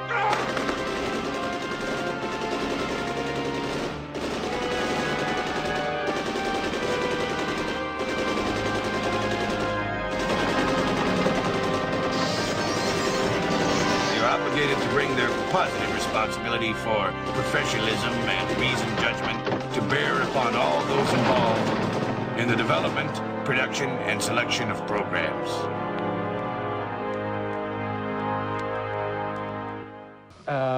Tell me about, now, what is the status of the program now? Well, I guess SCTV is canceled. It's not going to be on at 12:30 to 2 on NBC. That we know. Mm-hmm. It'll probably be moved to 4:30 to 6 on Sunday, opposite Catholic Mass. That seems to be the. How about this? It was Brandon Tartikoff too. We were in his office, and we were informed that the show was not going to be shown in its time slot. He was offering us a new one to go up against CBS 60 Minutes, which was a powerful. Oh, Sunday night. That's Sunday right. night. Yeah. And it was kind of like the family hour, so he wanted to make SCTV into a family kind of show. And Gene said, well, what do you mean by that? And he said, well, you know, like, Gene said, yeah, could I'd still be able to do Bittman. And Brandon said, no, but maybe you could do Bittman's nephew. That'd be good. And then Gene said, yeah, that'd be good, but maybe I won't do Bittman's nephew. Maybe I'll do Bittman. And that was about it. Okay. Over. Before we go on, John, tell us about SCTV. It's now going to be on, as we mentioned, a kind of a cable on concern. A cable, yeah. Yeah. They were excommunicated from NBC, so to speak. Are you going to be part of the new... No, I left the show. Mm-hmm. Oh, that's... You know what was sad? Was I wanted to go after, I wanted to keep SCTV on the air At so any much. cost. Yes, I was All right. willing to consider it. I was willing to consider it. I just thought, well, maybe we could make it work as a sort of a childish. Wow. Never. You make a crazy Christmas movie. You get Frank Bailey's name above the title. It's $1 million idea. Well, the studios aren't buying it now. They're getting cold feet. And quite frankly, I don't blame them one bit. I mean, who the hell knows who Frank Bailey is today? You do. I do, that's right. And now my ass is on the line. Well, sorry, I gotta do something about it. I gotta think fast. Right, Toby? Right on, Marty. You better believe it. I'm 100% behind you on that. Frank, you know what the greatest irony of this whole mess is? I was a big fan of yours. I grew up watching Frank Bailey films. No one ever did anything without good reason in your films, did they? Just good people making the best of a bad situation. The way life should be instead of the way it really is. That is exactly the kind of film I want to make for you, Mr. Simmons. Simmons? That's not Marty Simmons. Oh, no way. Marty Simmons would never fire an idol. Did you know you... Frank, I know this business. And the kinds of films that you and I want to make just don't sell today. The kids don't want them. But how do the poor youth of today know what they want when all you hand them is... They don't have to know. It's my job to tell them. Now, look, I'll be honest with you. I've got a 3-picture deal, and you're not helping. This Christmas movie has to make money. That's the bottom line. Sorry, but I'm going to have to let you go. Listen, I'm heading back to the coast now. You know how treacherous these roads get after dark up here in the sticks. I want you to wrap things up in a week on schedule. And don't go over budget. Right. What's the key word? Demographics. Good boy. All right, go do, babe. Okay, let's roll. Rolling? Marker. Miracle at Holiday. New title. All Girls Private School Christmas Break. 31, take 1. Action. Hey, Grandma, why don't you go in the kitchen and try some hash brownies? Okay. But it better be good dope. You know how Granny likes to fry her brain at Christmas. You know, I kind of feel sorry for those kids. Why's that, Marty? Well, they needed that land for an orphanage. But Mr. Cribbs doesn't think it's good business. But I remember there was a great looseness that last year, and a lot of great pieces got written. There was an ease to it. I don't think. I think we actually did better than we thought we were going to do. So, ladies and gentlemen, Barney, roll the music, would you, dear? Help Mama out. The final curtain has fallen. The death knell has been sounded. For without you, we were nothing. But believe me, You haven't seen the end of SCTV. For wherever there are people who cry out for superior television, there will be an SCTV. Wherever mediocrity rears its ugly head, there will be an SCTV. Whether it's from a tiny station in a little town like Mellonville or a satellite somewhere in space, there will always be an SCTV. Good night and good luck. I think that message really worked. Let's start counting the bread. Did you ever sense that we had a significant impact in America? No. I felt, No. this is the group, you guys liked us in America. All of you here, but I wouldn't say a significant impact. I say a small group of really devoted fans, and thank you for that. I think. Well, maybe it's a vocal minority, but I keep running into people that talk about SCTV all the time. No, I can say it as more objectively because I was owning the show for 2 years. But in 2 years in a row, SCTV was nominated for the first year 3, and then 5 nominated for Best Writing. 5 of the nominations, they received all 5. So obviously, it was more than just a handful. I think certainly within the community, there was a respect for the show. And the characters I created. What did you say?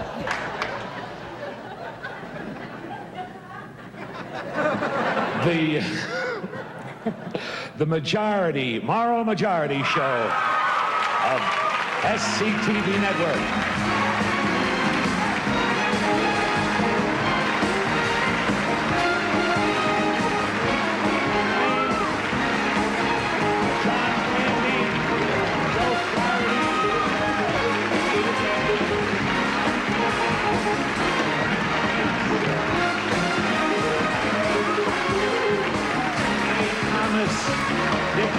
Shooting, Paul Flaherty, Bob Goldman, John McAndrew, Doug Stetler. God, I hope this is not long. I got to be on the set in September or December. Oh, you? Yes. No, I'm kidding. Oh. I can't believe that we got something up here bigger than the cast of Hill Street Blues. Which we've done funny. on our show. All right, I'd like to thank. Sorry, Uncle Milty. Go to sleep. Okay.